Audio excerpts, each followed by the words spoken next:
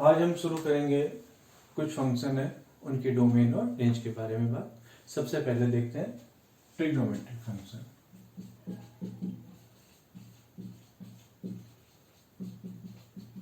Trigonometric function, ये हमारा function, ये डोमेन, ये रेंज। फंक्शन, डोमेन और रेंज। सबसे पहले बारी आती है साइन एक्स की। साइन एक्स की डोमेन होती है रियल नंबर और इसकी रेंज होती है -1 से लेके +1।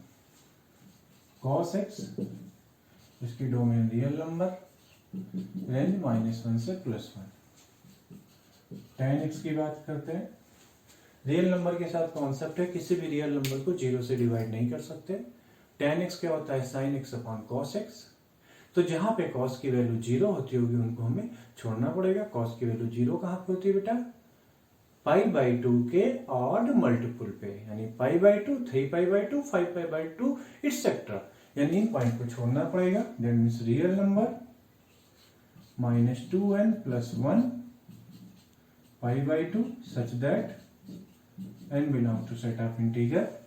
और tan x की जो रेंज होती है वो रियल नंबर होती है, यानी -∞ से लेके +∞। ऐसे cot x की बात करें तो cot x क्या होता है? cos x upon sin x। अब यहाँ पे sin x की वैल्यू 0 नहीं ले सकते, तो sin x 0 कहाँ पे होता है? 0, π, 2π, 3π, -π, -2π इट्सेट्रा, यानी ये पाई के मल्टीपल पे इसकी वैल्यू क्या होती है? 0। यानी हमें इन वैल्यूज को छोड़ना पड़ेगा, यानी real number -nπ such that n belongs to set of integer और इसकी रेंज -∞ से +∞। sec x क्या होता है? 1 cos, यानी इसकी और tan की डोमेन सेम आ जाएगी। Real number -2n + 1 π/2, n belongs to integer और इसकी जो रेंज होती है -∞ से -1 यूनियन 1 से infinite, union 1 to infinite. Cosec x की बात करते हैं। कोसेक एक्स का और कॉट एक्स का सेम आएगा हिसाब। कोसेक क्या होता है? 1/sin, तो साइन जहां पे 0 होगा उसको छोड़ देंगे।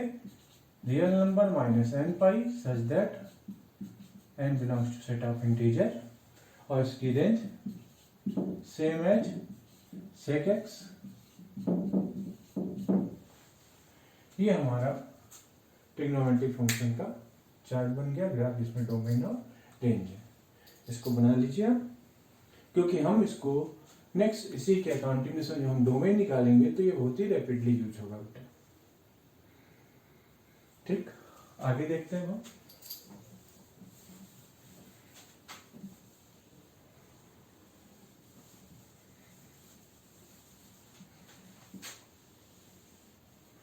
इनवर्स ट्रिग्नोमेट्रिक फंक्शन के बारे में। इनवर्स ट्रिग्नोमेट्रिक फंक्शन,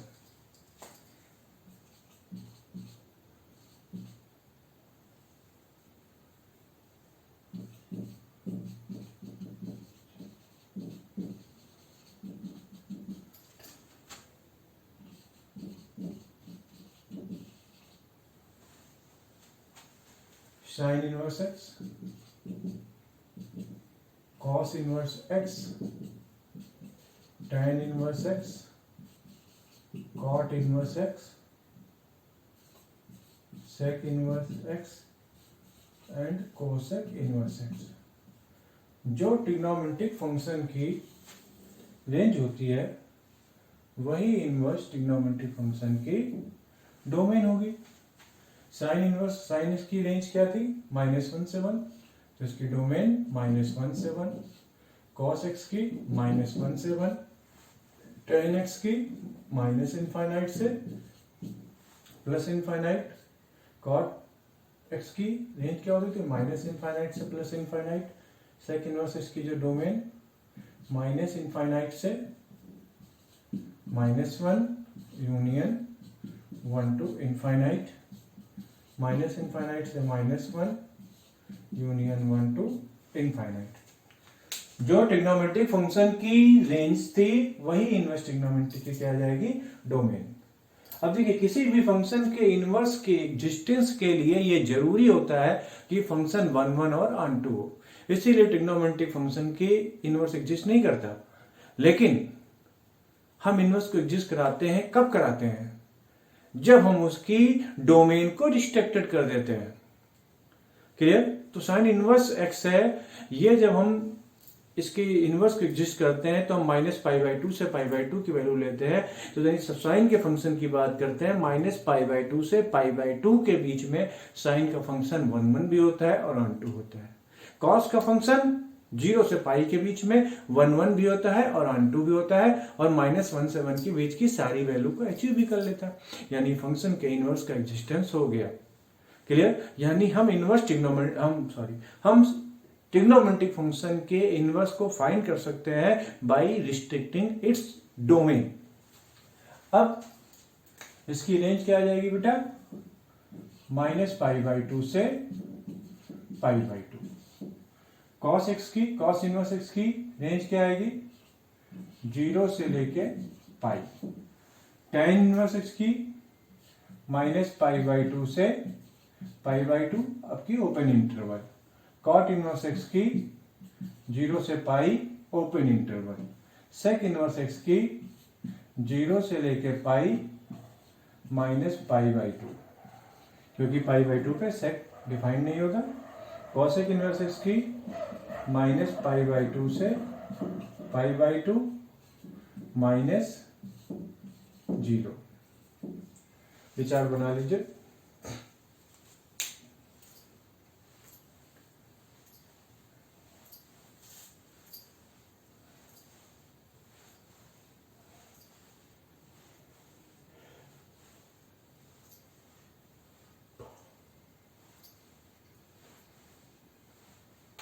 ठीक है, इतना हो गया।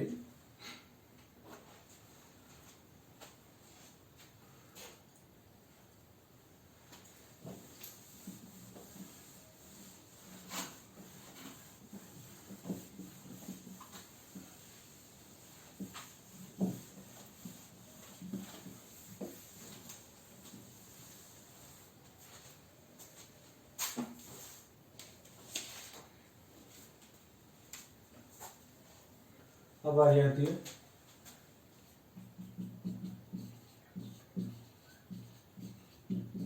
Exponential function. एक्सपोनेंशियल फंक्शन की बात करें तो इसके लिए पहले लेते हैं a की value positive and a not equal to 1, then fx equal to a to the power x। इसको एक्सपोनेंशियल फंक्शन कहते हैं।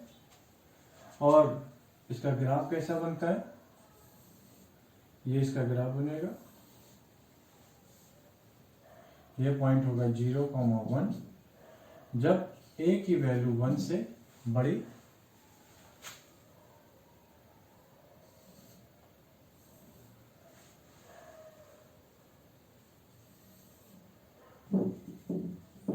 ये पॉइंट है 0,1।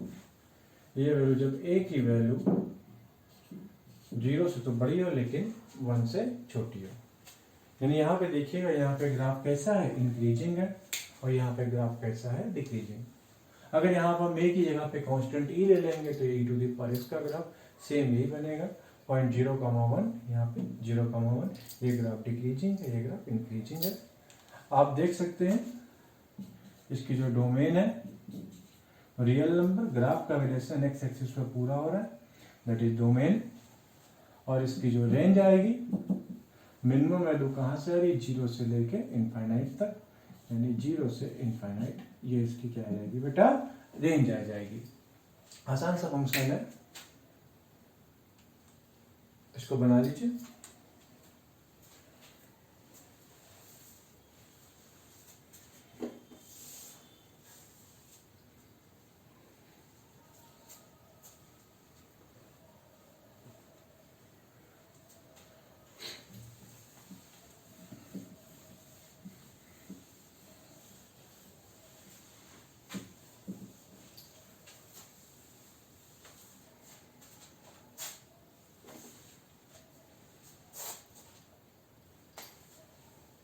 Logarithmic function.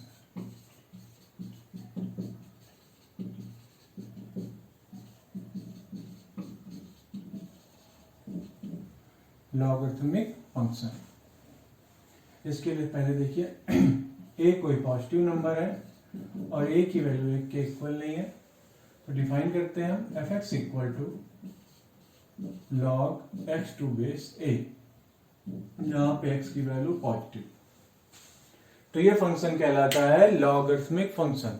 f(x) equal to log x to base a, that is logarithmic function. Log का function positive number के लिए define है, यानी x मस्ट बी पॉजिटिव। ये log का बेस है a, इसको ऐसे पढ़ेंगे log x to base a।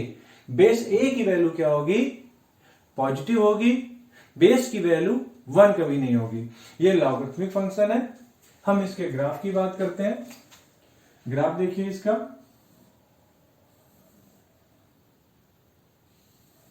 ये पॉइंट है 1,0। ये ग्राफ है log x to base a, जबकि a की वैल्यू 1 से बड़ी।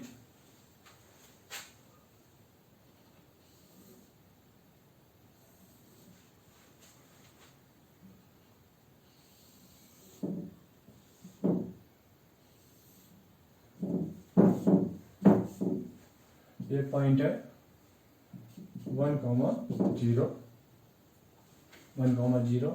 थोड़ा जिसको माउस आप करना चाहें तो कर सकते हैं, ठीक है। इतना ही। ये है graph log x to base a, जबकि a की वैल्यू 0 से लेकर 1। हम लोग रफली वैसे ग्राफ को बहुत जल्दी से बना देते हैं, लेकिन लाग के जो ग्राफ इंक्रीजिंग होता है, इंक्रीज तो करता है लेकिन बहुत धीमे धीमे इंक्रीज करता है, डिक्रीज भी करता है तो बहुत धीमे धीमे करता है। अगर हम बेस 10 को लेकर के देखें, आप एक आइडिया लेके बात कर रहे हैं, log x टू बेस 10 की बात करते हैं, बेस हमने 10 ले लिया, तो log 1 की वैल्यू, बेस 10 की बात आ रही है, 1 की वैल्यू कितनी आएगी? 0। वो पॉइंट हमारे पास यहाँ आ गया। फिर 1 कब आएगी? 10, तो log 10 टू बेस 10 यानी यहाँ पे कहीं आएगा, तो उसकी वैल्यू आएगी 1। फिर 2 कब आएगी? 2 आएगी 100 पे, यानी बहुत दूर चलता रहेगा। फिर 3 कब आएगी? 3 आएगी 1000 पे, यानी log का ग्राफ इंक्रीज तो करता है लेकिन बहुत धीमे नहीं। हाँ, ये इंक्रीजिंग करता है पूरे पूरे रियल नंबर के लिए। क्या ये ग्राफ बन गया? इसको बना लीजिए। बहुत ही इंपॉर्टेंट फंक्शन है लॉगरिथमिक फंक्शन, बहुत ही ज्यादा। कई क्वेश्चन में इसका लॉग का यूज, इनकी प्रॉपर्टी, थोड़ा सा प्रॉपर्टी भी देखेंगे लॉग की भी। इसको बना लीजिए पहले।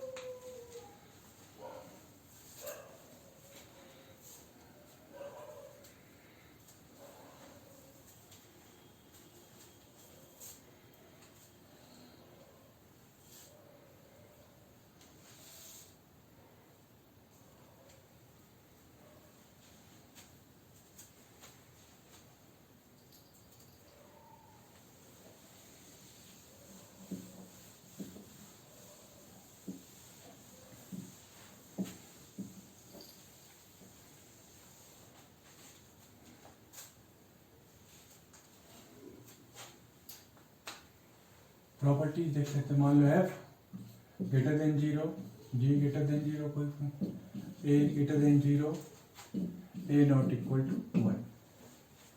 ये प्रॉपर्टीज की बात करें, log f into g to base a, तो इक्वल टू आ जाएगा log f to base a plus log g to base a। अगर हम बात करें log f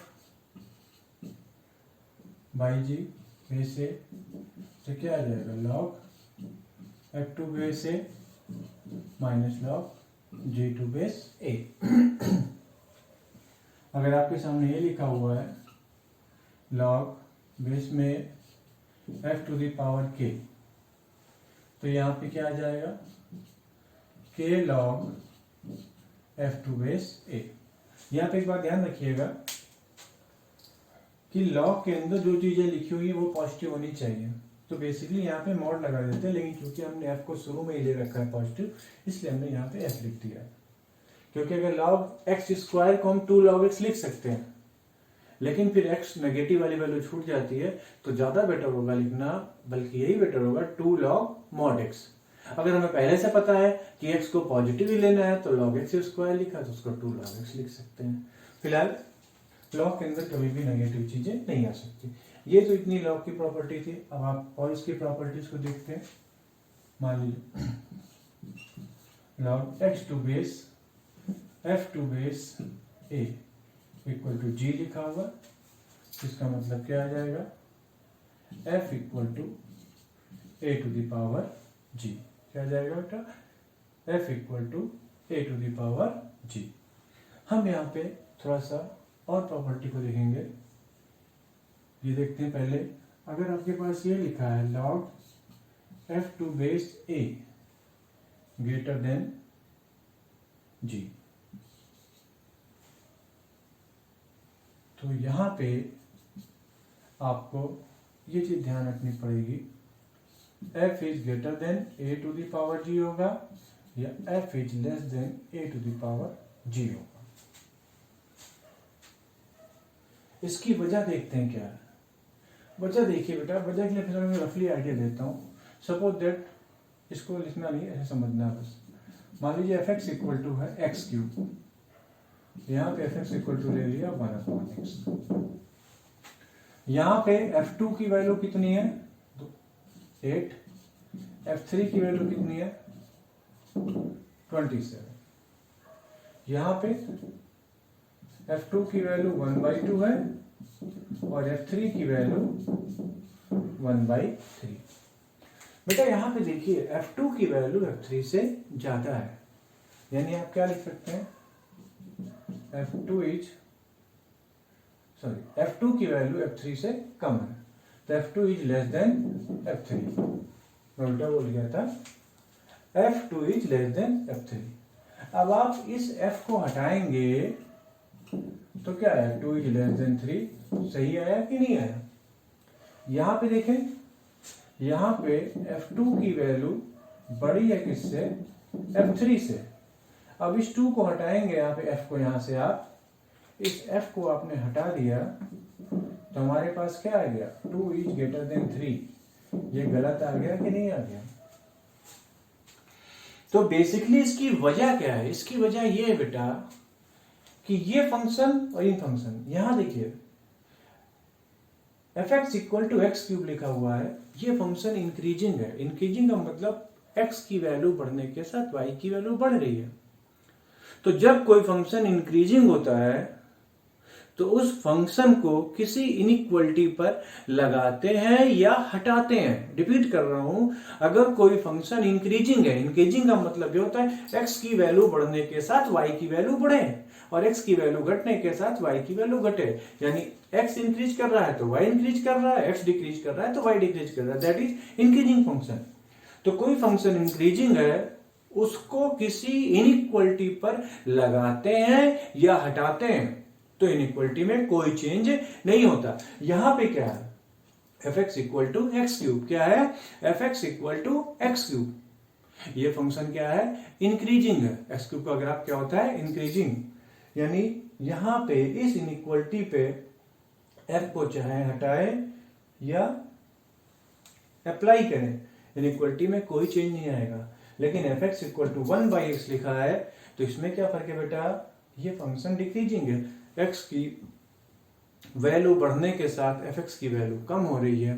तो जब कोई फंक्शन डिक्रीजिंग होता है उसको किसी इनइक्वलिटी पे लगाते हैं या हटाते हैं तो इनइक्वलिटी रिवर्स हो जाती है। यानी ग्रेटर है तो लेस हो जाएगी, लेस है तो वो ग्रेटर हो जाएगी।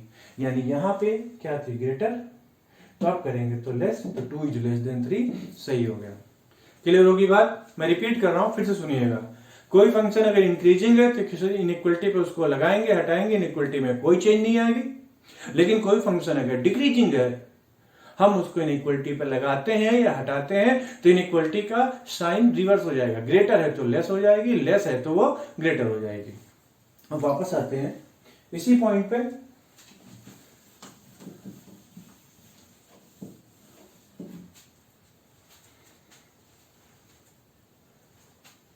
यहां पे f2 बेस से ग्रेटर देन g लिखा था, यानी इसको हम क्या कर सकते हैं, जब लॉग का ग्राफ देखिए, जब बेस की value when a is greater than 1,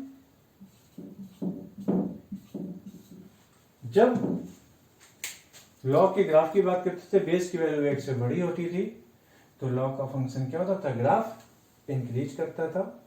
क्या करता था बेटा, इंक्रीज। इस तरह का नहीं बनाया था, अभी बताया जस्ट। ये क्या कर रहा है, इंक्रीज कर रहा है।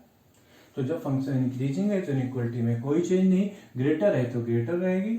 और जब बेस की वैल्यू 0 से 1 के बीच में होती है तो ग्राफ कैसा होता है, डिक्रीजिंग होता है, इस तरह से। तो ऐसे केस में ग्रेटर है तो लेस हो जाएगी, लेस है तो ग्रेटर हो जाएगी। ये बहुत ही इंपॉर्टेंट प्रॉपर्टी है, डोमेन में इसको हम बहुत यूज करेंगे, इसलिए इसको आप अच्छी तरह से समझ लीजिए, दिमाग में बैठा लीजिए। और केवल लॉगरिथमिक ही नहीं, कैसा भी फंक्शन हो, अगर वो फंक्शन इंक्रीजिंग है इनइक्वलिटी पे लगाएंगे या इनइक्वलिटी पर से हटाएंगे, इनइक्वलिटी में कोई चेंज नहीं आएगा। और अगर फंक्शन डिक्रीजिंग है तो इनइक्वलिटी पे लगाएंगे, इनइक्वलिटी पे हटा देंगे वहां से, तो उसमें उसका साइन चेंज हो जाएगा। ग्रेटर है तो लेस हो जाएगा, इनइक्वलिटी रिवर्स हो जाएगी, मतलब चेंज हो जाएगी। ग्रेटर है तो लेस, लेस है तो ग्रेटर। इसको बना लीजिए।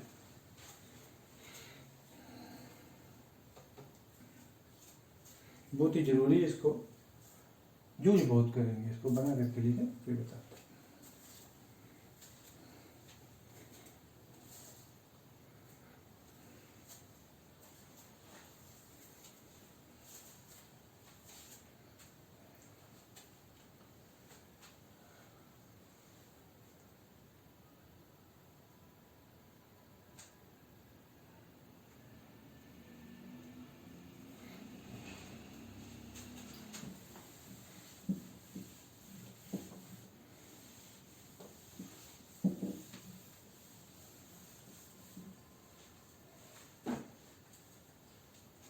ऐसे भी ग्रेटर था, अगर हमारा इनइक्वलिटी ये लिखी हुई है, log f to base a less than g, तो ऐसे केस में f is less than g या f is greater than g।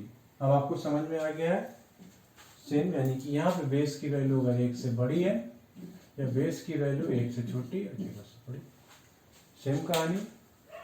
1 से बड़ी वैल्यू यानी फंक्शन इंक्रीजिंग है तो इनइक्वलिटी पे हमने लॉग को यहाँ a टू दी पावर, यहाँ पे a to the power g, sorry यहाँ पे हमको लिखना चाहिए था a to the power g। तो ऐसे केस में क्या होगा, ये क्या आ जाएगा बेटा a to the power g।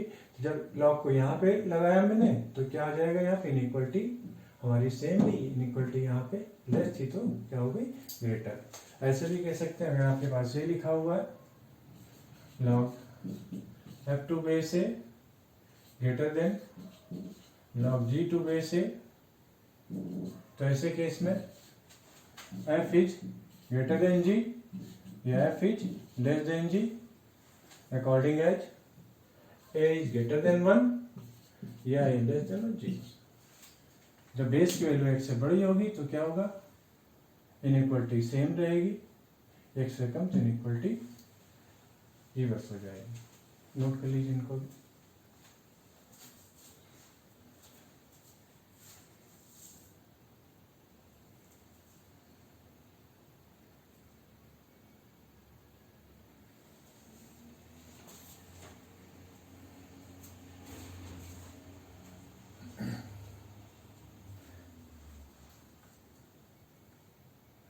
अब देखिए इतनी चीजें हो गई आपकी लॉगरिथमिक फंक्शन में। हमने लॉगरिथमिक फंक्शन के बारे में बता दिया आपको, इनवर्स ट्रिग्नोमेट्रिक के डोमेन और उनकी रेंज के बारे में।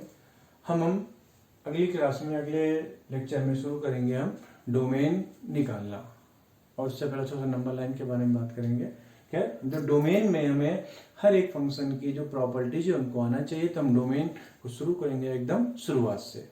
ये चीजें हमारे यूज में आती हैं, बराबर आती हैं। लॉगरिथमिक फंक्शन, इनकी प्रॉपर्टी, कौन कौन सी प्रॉपर्टी क्वेश्चन के बीच में कहाँ लगती है, इन सब चीजों को हम बार बार रिकॉल करते रहेंगे हर एक क्वेश्चन करने के साथ। जब भी हम कोई क्वेश्चन करेंगे डोमेन का तो हम एक बार प्रॉपर्टी को फटाफट रिवाइज करते रहेंगे साथ में।